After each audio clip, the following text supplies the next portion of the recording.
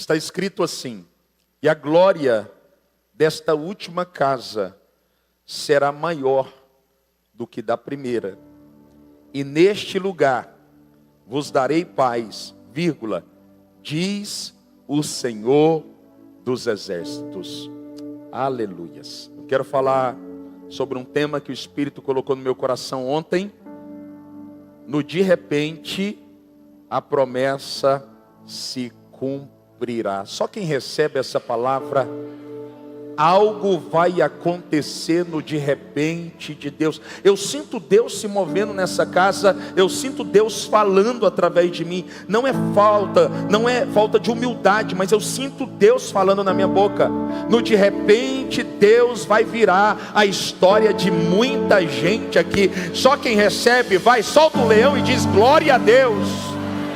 Estenda as mãos agora para cá, vai.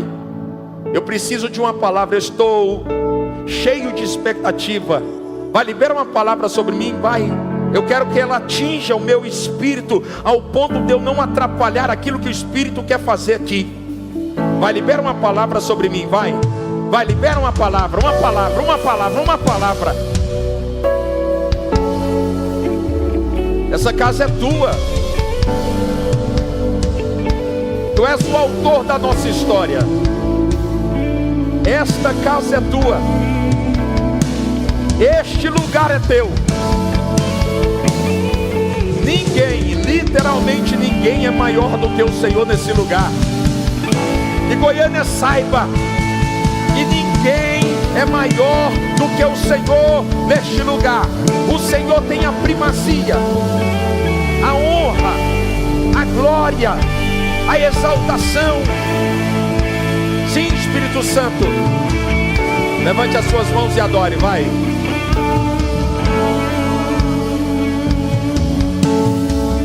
Temer porque ai, ai, ai. se eu estou Alguém está comigo aqui, vai. guardado por quem nunca perdeu batalha. Meu Deus, é isso. Seu nome é Jeová Jireh, irás prover de novo.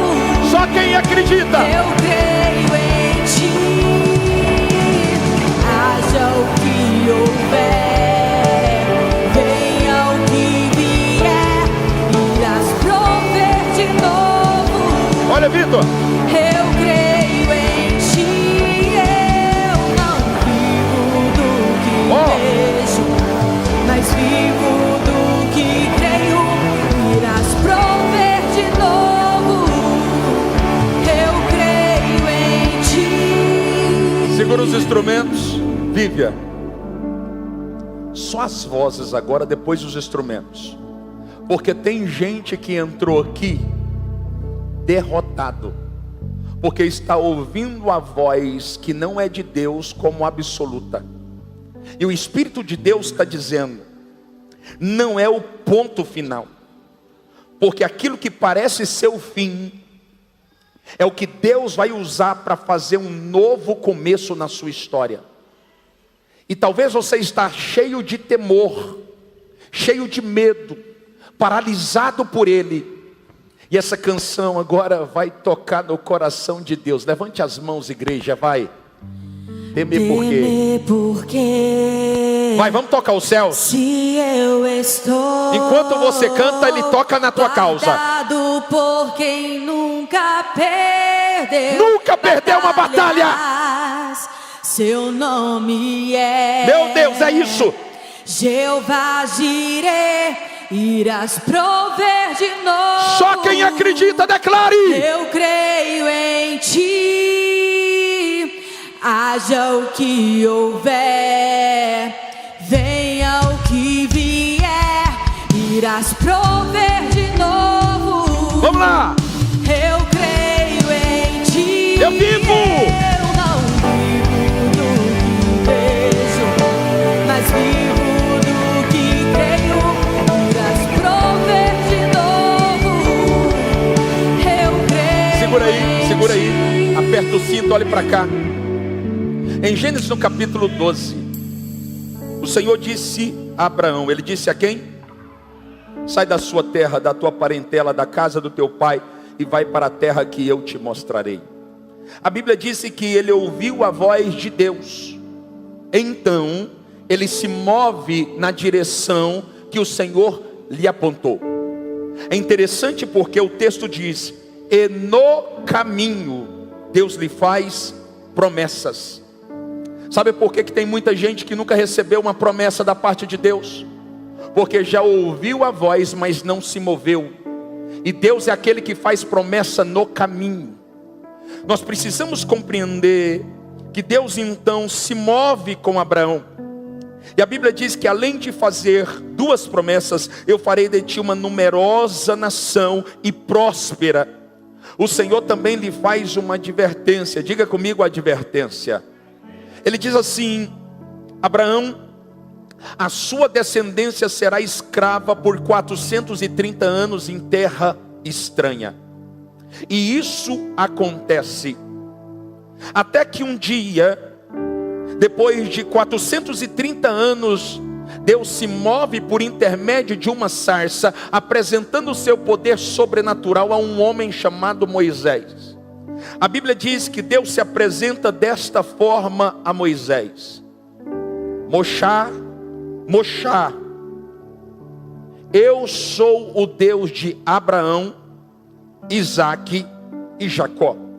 E ele então levanta Moisés como instrumento nas suas mãos, para arrancar o povo hebreu do cativeiro do Egito. Você já conhece o final da história. Depois que o povo de Deus sai do Egito, ele passa 40 anos no deserto. Ele passa 40 anos no deserto.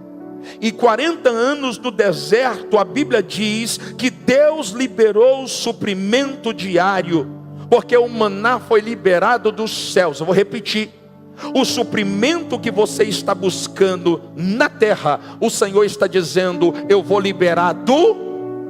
Então pare de olhar para baixo e levante a cabeça e olhe para cima.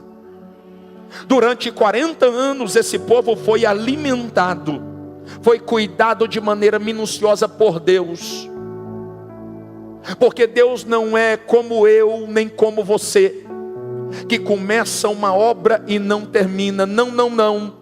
Ele é um Deus que mesmo debaixo de desobediência, Ele decidiu cuidar dos seus. A Bíblia diz que Moisés morre. Diga comigo: Moisés morre. Então Deus levanta um sucessor chamado Josué. Josué então, ele tem uma missão. Diga comigo: missão. Este homem foi responsável por cumprir 3 ordens da parte de Deus. Primeiro, ele conquista o território. Em Números no capítulo 13, nós temos ali a evidência do chamado de Deus, da instrução da parte do Criador, dizendo que 12 príncipes deveriam visitar a terra de Canaã, a terra que mana leite e mel. Então ele é o responsável por fazer o povo hebreu ser entronizado na terra de Canaã. Segundo, ele é responsável por repartir o território por tribo. A destreza desse líder é tão interessante que você vai perceber que você não vai ver um escândalo na distribuição do território, porque ele é um líder que entendeu como deveria se mover. Terceira coisa, ele organiza Israel em nações. Olhe para cá, na condição de nação. Josué morre. Diga comigo: Josué morre. E eu também vou morrer. Olhe para cá. Eu acabei de ler no início desse culto que há tempo determinado para todo propósito debaixo do... Há tempo de nascer e há tempo de... E o texto está dizendo que primeiro Moisés morreu, agora Josué morreu. Sabe o que é interessante? Nós achamos e vivemos como se não fôssemos morrer, e por isso não preparamos sucessores para dar continuidade àquilo que Deus nos entregou. Olhe para cá, Deus é o Deus geracional. O que Deus está fazendo não para na tua casa. Eu sou Deus de Abraão, mas também sou Deus de Isaque. Eu sou Deus de Isaque, mas também sou Deus de Jacó. Quem está me entendendo, diga glória a Deus.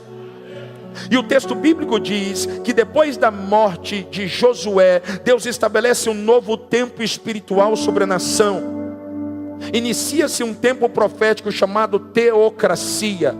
A teocracia, ela tem dentro de si um outro tempo profético, que é o tempo dos juízes. Durante 400 anos, quantos anos? O Senhor se moveu por intermédio de juízes que julgavam a nação segundo a lei de Deus. Foram 12 juízes. Agora, um juiz que não está tabulado na galeria dos juízes é o último juiz. O nome dele é Samuel. Ele não é apenas um homem de uma unção, mas ele carrega 3 níveis de unção. Ele é sacerdote, ele é profeta e ele é juiz. Quando ele está exercendo o seu encargo profético, a Bíblia diz que o povo está pedindo o rei, o povo está pedindo. Eu aprendo um princípio: tem rei que não está relacionado à vontade e ao coração de Deus, mas os anseios de um povo. Cuidado para você não pedir para Deus aquilo que não está no seu coração. A Bíblia diz que Deus então entrega para a nação o rei que a nação pediu. Então é levantado o primeiro rei de Israel, Saul. Saul exerce o reinado por um período profético de 40 anos. O segundo rei de Israel é o rei Davi. Davi, ele exerce o reino em 2 períodos. O primeiro tempo profético é um tempo de 7 anos, aonde ele é rei de 2 tribos. O segundo tempo profético é um tempo de 33 anos, aonde ele é o rei da nação, totalizando 40 anos de reino. Agora escute, no final do reino de Davi, Davi entrega o bastão para o seu filho, porque no Salmo 113 está escrito: uma geração comunicará a outra geração os feitos gloriosos do Senhor. Talvez você não entendeu, mas um dia você vai ter que passar o bastão sobre aquilo que Deus começou em você e que não pode morrer com você. E a Bíblia diz que Davi então passa o bastão para Salomão, o terceiro rei de Israel, dizendo para Salomão: eu não posso construir uma casa para Deus, mas você será responsável por construir uma casa para Deus. Salomão reina por 40 anos, diga comigo, 40 anos. 40 anos é referente a um tempo profético aberto e fechado, um tempo completo. E a Bíblia diz que durante 14 anos, durante quanto tempo? 14 anos, Salomão se dedica à construção de uma casa para Deus. Olhe para cá.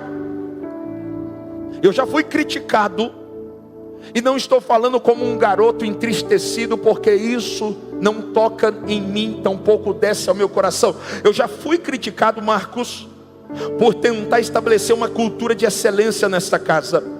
Alguém já disse o porquê tanta excelência, o porquê tanto cuidado.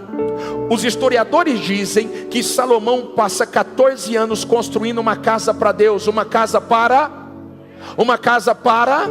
quem vai usar é o povo, mas o dono da casa é quem? Ele está comunicando excelência, não é apenas para o povo, mas ele está emitindo um comunicado dizendo: Deus, eu quero entregar o melhor. E durante 14 anos, os especialistas dizem que ele investe cerca de 7 bilhões de dólares, trazendo para os nossos dias. Um homem que entendeu que não pode entregar qualquer coisa para Deus. Pastor, larga de ser materialista. Não, eu não estou falando de ser materialista. Eu sei que a Bíblia diz em Atos 7,48 que Deus não habitaria mais em templos feitos pelas mãos do homem. Mas eu aprendi um princípio: se eu for fazer algo, quer comais, quer bebais, quer fazer qualquer coisa, fazei para a glória de... Então estamos construindo uma casa para a glória de... Olhe para cá. A Bíblia diz que este homem constrói uma casa para a glória de Deus, entregando o seu melhor. Ele poderia dedicar qualquer coisa, até porque quando dedicamos qualquer coisa, pastora Lorena e pastora Márcia, sobra recurso no caixa, porque estamos dedicando uma porção e não o tudo, como essa casa faz. que dedica tudo para a glória de Deus. A Bíblia diz que este homem, no dia que ele inaugurou o templo, uma nuvem desceu no ambiente, ao ponto dos sacerdotes não conseguirem ficar de pé. Olhe para cá, todas as vezes que você entregar tudo para Deus, se prepare para ser visitado pela nuvem da sua glória. Só quem está aqui, diga glória a Deus. Agora escute. A história diz que depois de um tempo, um império chamado Império Babilônico, ele invade Jerusalém. E quando esse império invade Jerusalém, eu não estou falando de qualquer império, eles eram conhecidos na época como exército de gafanhoto, porque eles eram numerosos. Me permita terminar essa construção introdutória. Eles eram tão numerosos, mas tão numerosos, que por onde eles passavam, diz a história, que eles produziam um grande estrago. Eles sitiam a porta de Jerusalém. Eles percebem que não podem ultrapassar as muralhas. Então, eles procuram as fontes de água, e eles enterram as fontes de água, ao ponto deste povo não suportar de sede e abrir os portões. Quando o império entra em Jerusalém, o texto bíblico diz que eles fazem três coisas: eles derrubam as muralhas de Jerusalém, eles colocam fogo no templo, e eles roubam os utensílios do templo. Eles fazem uma verdadeira devassa naquele lugar, além de matar muitos dos judeus. A Bíblia diz que há uma profecia em Daniel. Diga comigo, profecia em Daniel. Este império então leva vários nobres como escravos, que é o caso de Daniel, que está inserido neste contexto, Sadraque, Mesaque e Abidnego. E a Bíblia diz que 70 anos depois, uma profecia se cumpre, e um novo império se levanta, o império Medo-Persa, do rei Artaxerxes. Lembrando que Artaxerxes não é um nome, é um título imperial. Este rei então, que subjugou 180 nações, ele subjuga também o império babilônico. E neste tempo, este rei permite que os judeus voltem para Jerusalém, para realizarem a reconstrução do templo sagrado. Quando eles chegam em Jerusalém, eles não conseguem desenvolver aquilo que precisavam desenvolver. Por quê? Porque agora, depois de 70 anos, eles possuem uma mentalidade de escravo. E o que nos impede de reconstruir aquilo que o Senhor quer que reconstruamos é a mentalidade que carregamos depois de uma grande guerra. Coloca a mão sobre a mente, vai. Coloque a mão sobre a sua mente. Eu declaro pelo poder da palavra de Deus, que toda mentalidade de escravo que tem tocado na tua mente, gerando desânimo, gerando tristeza, arrancando a motivação, em nome de Jesus, que você seja livre desta mentalidade. Eu profetizo, você é um livre, um filho amado do Pai, e você vai reconstruir tudo aquilo que for necessário para a glória de Deus. Quem está comigo, diga glória a Deus. Eles estavam desanimados, eles olhavam para aquele templo destruído, e eles não tinham forças para reconstruir. E é isso que tem acontecido com muita gente aqui. Você olha para o cenário de desconstrução, você olha para a glória do passado, e você não tem forças para começar de novo. E o texto sagrado diz que eles começam a reconstrução e param no meio do caminho, porque quem tem mentalidade de escravo, tudo que começa não entendi. Por que essa geração é a geração que começa muitos projetos, mas param todos pelo meio? Porque é uma geração que não teve uma mentalidade atualizada em Cristo. Olhe para cá. O teu estado provisório não define quem você é. Eu estou sendo profeta. O teu estado provisório não define quem você é. Pastor, eu estou vivendo os meus piores dias. O teu estado provisório não define quem você é. Levanta a tua cabeça. Sabe por quê? 1 Pedro 2,9. Vocês são raça eleita, sacerdócio real, nação santa, povo adquirido, para que anuncieis as grandezas daquele que vos tirou das trevas e vos trouxe para a maravilhosa luz. Levante as suas mãos e declare, vai. Porque se eu estou, enquanto você adora, a tua causa é visitada. Por quem nunca perdeu batalha. Vai, vem comigo, vai. Seu nome é Jeová Jireh, irás prover de novo. Eu creio em ti. Eu não vivo do que vejo, mas vivo do que creio. Irás prover de novo. Eu creio em ti. Olhe para cá. Eles dizem assim, eles olham para o templo destruído, e os cientistas cristãos dizem que eles ficam 10 anos paralisados, porque enquanto você não permitir que o Espírito Santo atualize a sua mentalidade, renove a sua mentalidade, você vai começar grandes projetos e vai paralisá-lo no meio. E a Bíblia diz que depois de 10 anos, os historiadores dizem que eles recomeçam a construção.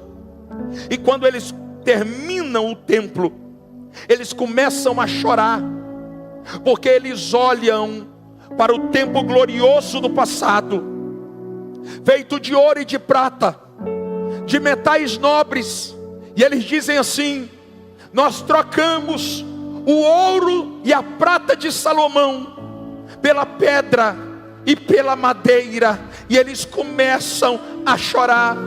Então um profeta se levantou e disse assim: olha que incrível, assim diz o Senhor, eu sou dono de todo o ouro e de toda prata. Ageu 2:8, minha é a prata, meu é o ouro, diz o Senhor dos exércitos. E Deus então lhe faz uma promessa dizendo: e a glória dessa segunda casa é de madeira, é de pedra, é simples demais, será maior do que da primeira. Tem ouro, tem prata e metais nobres.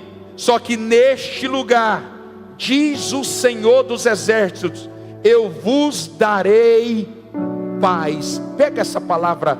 Eu quero profetizar que a humilde construção ou reconstrução que você está fazendo nesses dias será uma obra gloriosa, e a glória desta segunda casa será maior do que da primeira. E neste lugar o Senhor te dará paz. Quem está comigo bem forte, diga glória a Deus. Levanta a mão direita e declare: eu vou reconstruir na força do meu Deus. Diga comigo, glória a Deus. Glória a Deus. Eu quero liberar aqui, guarde na tábua do coração, 3 conselhos que devem ser levados em consideração para você viver as promessas em um tempo de reconstrução. Quantos estão reconstruindo alguma coisa? Levante a sua mão. Você está no ambiente profético. Eu estou reconstruindo algo e eu preciso de instrução. Se prepare. Primeira instrução: tenha consciência que Deus é contigo na reconstrução. Precisamos ter consciência que Deus é conosco na reconstrução. Em Ageu no capítulo 2, no versículo 4, está escrito assim: esforça-te, trabalhai, eu sou convosco, diz o Senhor dos exércitos. A expressão eu estou convosco é uma expressão comum na palavra de Deus. Se percebermos, você vai ver por diversas vezes o Senhor dos exércitos utilizando a expressão eu estou convosco. Em Mateus 28:20, na parte B, está escrito assim: eis que eu estou convosco todos os dias até a consumação do século. Só que aqui nesse texto, a expressão não é eu estou convosco, mas eu sou convosco. Há uma diferença clássica entre essas duas expressões. Por quê? Porque estar conosco é estar presente entre nós, mas ser conosco é estar presente, envolvido na reconstrução. O Senhor está liberando uma promessa sobre mim e sobre você, dizendo: além de estar com você, eu vou participar da sua reconstrução. Quem está comigo aqui, levante a mão, pelo amor de Deus. Você não vai reconstruir sozinho. O Senhor vai participar da sua reconstrução. Deus não vai apenas estar do nosso meio, mas Ele vai participar daquilo que estamos construindo nesse dia. Um outro princípio que eu aprendo nesse texto, o texto está dizendo através de Ageu: trabalhai e esforçai-vos. Olhe para mim. Se tem algo que faz parte do DNA do cristão do século 21, é que parece que a nossa expectativa é que Deus desça por intermédio de anjos e faça aquilo que é a nossa responsabilidade. O Senhor está liberando uma instrução dizendo: eu, além de estar com vocês, eu vou estar inserido no processo de reconstrução. Só que há uma verdade da parte de Deus: vocês terão que trabalhar, vocês terão que se esforçar. O que o Senhor está dizendo é: vai custar tudo essa reconstrução, mas eu estarei com você nesse processo. Nós precisamos arregaçar as mangas e reconstruir. Quem está aqui, diga amém. Tem gente acordando 10 horas dizendo: Deus é comigo. Não, isso é preguiça. Se quisermos viver o sobrenatural, nós vamos ter que nos esforçar. Alguém me disse há poucos dias atrás que um parente estava querendo viver algo poderoso da parte de Deus. Ele acredita em Deus, ele acredita nas promessas de Deus. Nós estamos ministrando uma série chamada Promessas. Mas ele estava trabalhando 4 horas por dia, dizendo: está difícil demais, as coisas não estão fáceis. Deixa eu dizer algo para você: aquilo que Deus colocou na tua mão, Ele não vai fazer. O que precisamos ter discernimento como filhos maduros. Lucas 1:37 está escrito: porque para Deus nada é. Porque para Deus nada é.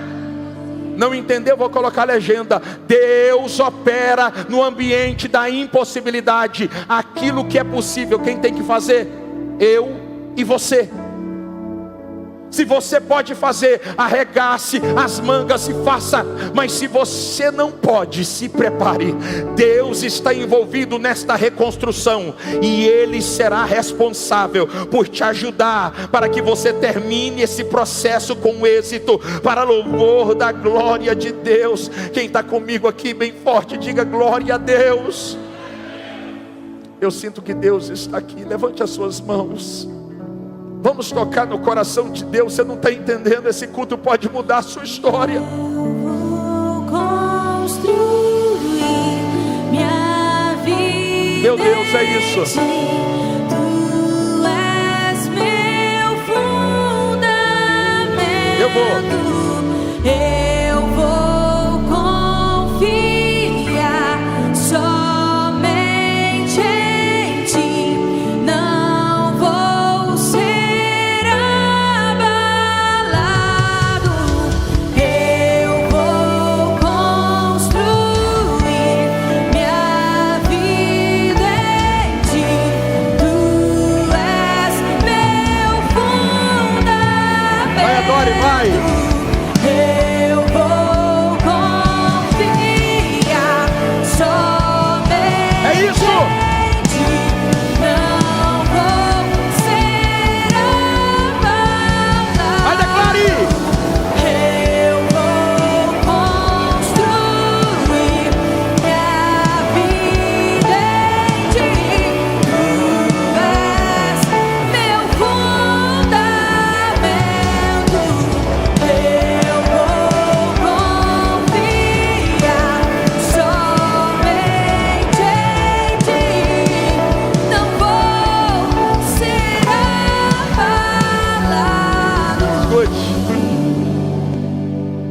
Segunda instrução que precisamos aplicar no tempo da reconstrução: as medidas da reconstrução virá de cima e não de baixo. Eu vou repetir: as medidas da reconstrução virá de cima e não de baixo. Olhe para mim, Deus, Alex, é Deus de medidas.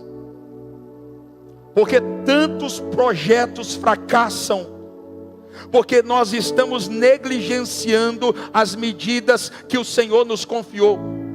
Em Gênesis no capítulo 6, olha para mim, a Bíblia diz que Deus olha para um homem comum. Eu me sinto comum, irmãos, eu não sei você, mas eu me sinto um homem comum. E a Bíblia diz: Noé, porém, achou graças aos olhos do Senhor.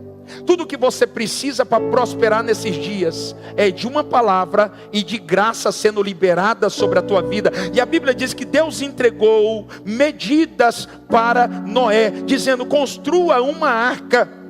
Só que Deus não entregou um projeto aleatório, porque Deus é Deus de medidas. E tudo que vem de Deus, Deus vai te falar o que fazer e como fazer. Vou repetir: quer saber se vem de Deus? Deus vai te apresentar o que fazer e como fazer. Se Ele disse o que fazer e não te apresentou o método, não foi Deus, é o teu coração enganoso. Quem está comigo aqui?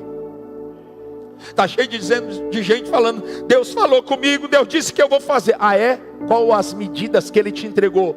Não tem medida, não foi Deus, é as suas emoções. Deus disse para Noé: construa uma arca.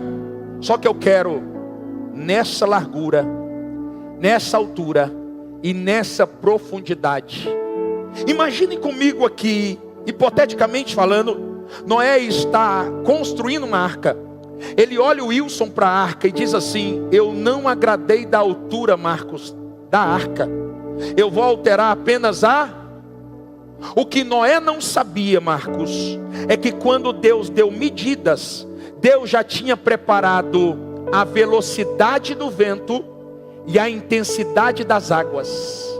E o problema das arcas que estão afundando é que a gente altera a medida, mas Deus não altera a velocidade do vento, nem a intensidade das águas, e a arca afunda.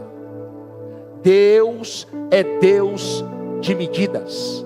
Quando Moisés, o maior líder da história de Israel, foi construir um tabernáculo, diga comigo, tabernáculo.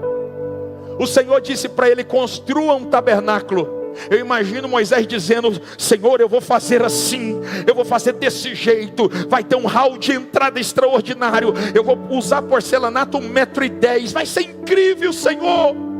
E Deus falou para ele assim: Moisés, eu quero nessas medidas. Agora imagina comigo, se os céus é a origem de todas as coisas e o destino da humanidade, João 3,27 diz: o homem não pode receber coisa alguma se o céu não lhe der. Imagine comigo, então os céus não é apenas a origem daquilo que é físico, mas também de projetos. O que o Senhor está dizendo é, Ele está na frente do tabernáculo dizendo para Moisés: Moisés, eu quero o tabernáculo nessa altura, nessa largura e nessa profundidade, porque tudo antes de nascer na terra já nasceu no... Então não atrapalhe aquilo que Deus quer fazer no tempo da reconstrução, porque Deus é Deus de medidas. Quem está comigo aqui bem forte, diga glória a Deus. O nosso problema é que não compreendemos que a roupa do verão não serve para o inverno, e nós insistimos em usar a roupa do verão no inverno, sim ou não? Tem coisas que foi gloriosas da nossa história. Eu vivi um tempo extraordinário na minha antiga igreja. Só que hoje Deus me entregou uma causa, um propósito. E eu preciso ter maturidade de entender que Deus é o Deus do tempo. Ele é aquele que governa sobre o Kairos e sobre o Cronos. E se Deus me trouxe para um outro tempo, eu preciso compreender que a roupa que eu usei no tempo anterior não cabe para esse tempo. Não entendi. A Bíblia diz que Davi, diga comigo, Davi, ele está no pasto, ele está onde? Quando de repente Samuel, a maior autoridade da nação depois do rei, bate na porta da casa de Jessé. A Bíblia diz que quando Samuel chega na casa, quem abre a porta da casa é Eliabe. Diga comigo, Eliabe. Quando Samuel olha para Eliabe, Samuel diz assim: certamente é esse. Sabe por que Samuel tem essa impressão no espírito? Porque quando ele olha fisicamente para Eliabe, ele percebe, ele tem as medidas de Saul. Ele é alto como Saul, ele é formoso como Saul, e ele é adestrado na arte da guerra como Saul. Só que o que Samuel não entendeu, que Deus não quer dar continuidade àquilo que é velho, que a intenção de Deus era fazer algo novo de novo. Alguém pegou, pelo amor de Deus? O que o Senhor está dizendo é: foi incrível naquele tempo, mas nesse novo tempo, o que eu vou fazer é novo de novo. Quem está comigo aqui? De verdade, fale para quem está do seu lado: o que Deus vai fazer vai te surpreender, porque não está ligado ao velho, porque Ele vai fazer o novo de novo. Olhe para mim aqui, preste atenção, estou caminhando para o final. A Bíblia diz que Davi, ele vai até a frente de batalha, aonde os judeus, os israelitas, estavam perante o exército dos filisteus. Jessé, o pai de Davi, diz para Davi: Davi vai levar pão para os seus irmãos. Quando Davi chega e percebe que tem um gigante, diga comigo, gigante, afrontando o exército do Deus vivo, Davi, o homem segundo o coração de Deus, ele se levanta, ele se posiciona e ele decide guerrear com aquele gigante. Quando de repente ele é levado à presença do rei, diga comigo, presença do rei. E quando ele chega na presença de Saul, Saul diz para ele: nobre garoto, você vai usar a minha armadura. Quando Davi coloca a armadura de Saul, ele perde a mobilidade. Eu vou repetir: quando Davi coloca a armadura de Saul, ele perde a mobilidade. Por quê? Porque as medidas de Saul não cabem em Davi. Alguém está me entendendo? Davi perde a mobilidade, por quê? Porque as medidas de Saul são diferentes das medidas de Davi, e Davi entende que ele não pode usar aquilo que não tem as suas medidas. O que Deus está dizendo é: eu sou Deus de medidas, e na reconstrução você precisa entender que o velho vai ficar no passado, para que eu possa estabelecer algo novo de novo. Eu quero profetizar, pega no espírito, o que Deus vai fazer nesses dias vai te surpreender. Mas o que Deus vai fazer passa por medidas espirituais. Se prepare para reconstruir, não segundo as suas medidas, mas segundo as medidas dos céus. Levante a sua mão e adore comigo, vai. Eu vou construir minha vida em ti. Tu és meu fundamento. Vai, declare, vai. Eu vou confiar somente em ti. Não vou ser abalado. Vai, declare. Eu vou construir minha vida em ti. Tu és meu fundamento. Eu vou confiar somente em ti. Não vou ser abalado. Olhe para cá. Por que tem tanta gente tentando desenvolver reconstrução e não consegue? Porque não entendeu que Deus é Deus de coisas novas. Olhe para cá. Em Isaías 55:7, Isaías, o profeta messiânico, conhecido também como profeta de medidas, Isaías, o profeta pontual, ele diz assim: porque os meus pensamentos não são como os seus pensamentos, e os meus caminhos não são como os seus caminhos. Sabe o que ele está dizendo? Você decidiu fazer coisas que não foi eu que coloquei no seu coração. E eu estou dizendo, estes pensamentos não são os meus pensamentos. E o nosso problema é que a gente insiste em achar que o plano que estabelecemos é superior ao plano que Deus tem para nós. Então, no versículo 8 de Isaías 55, ele diz assim: se você confiar em mim, receba esta palavra: assim como os céus são mais altos do que a terra, os meus pensamentos mais alto do que os seus pensamentos, e os meus caminhos mais alto do que os seus caminhos. O que ele está dizendo é: o teu plano, o teu projeto não se compara àquilo que eu programei para você viver. Quem recebe essa palavra, o que Deus vai fazer será extraordinário. Diga comigo, amém. Terceira instrução, e eu termino aqui: acredite que Deus vai fazer algo incomparável e também te dará paz.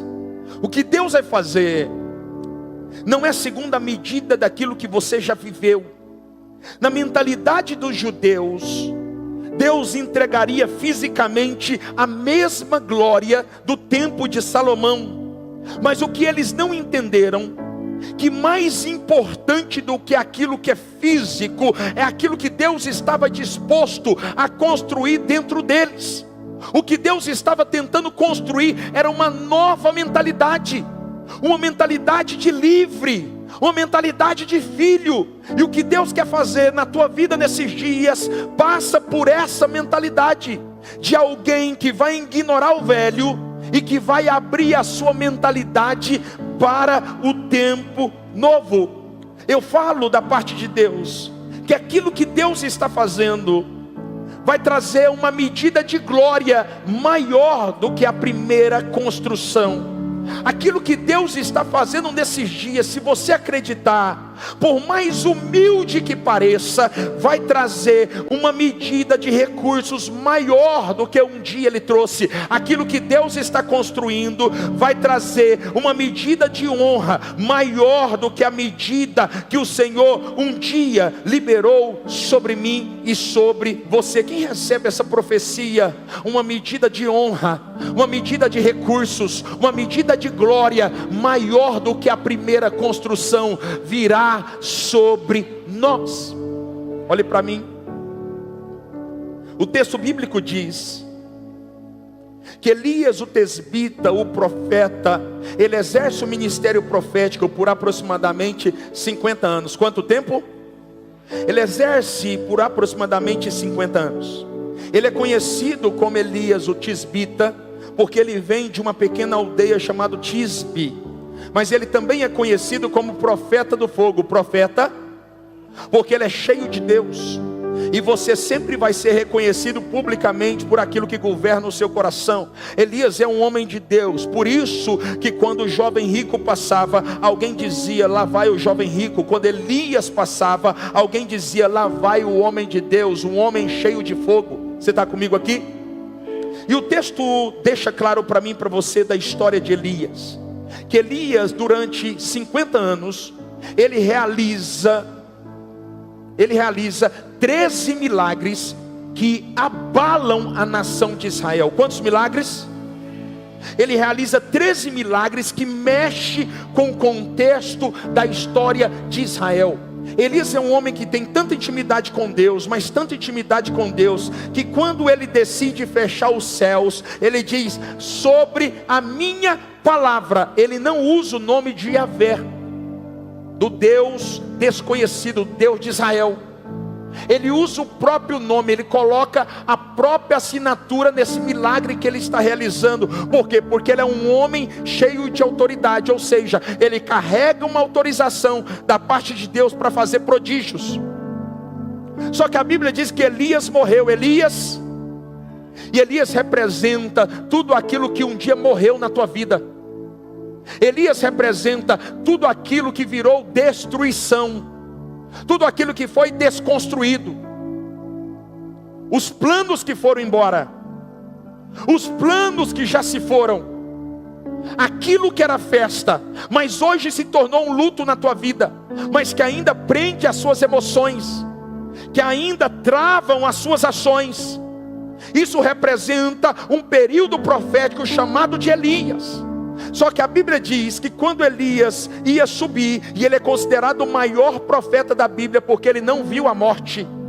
A Bíblia diz que quando Elias subia, ou seja, Deus ia levá-lo para o céu, o texto bíblico diz que ele olhou para o moço chamado Eliseu, que representa esta geração, que representa os homens e mulheres que irão reconstruir um novo tempo e uma nova história. Ele disse: quando você me vir subir, a minha capa vai cair, e quando a minha capa cair, se você pegar a minha capa, você vai receber unção dobrada.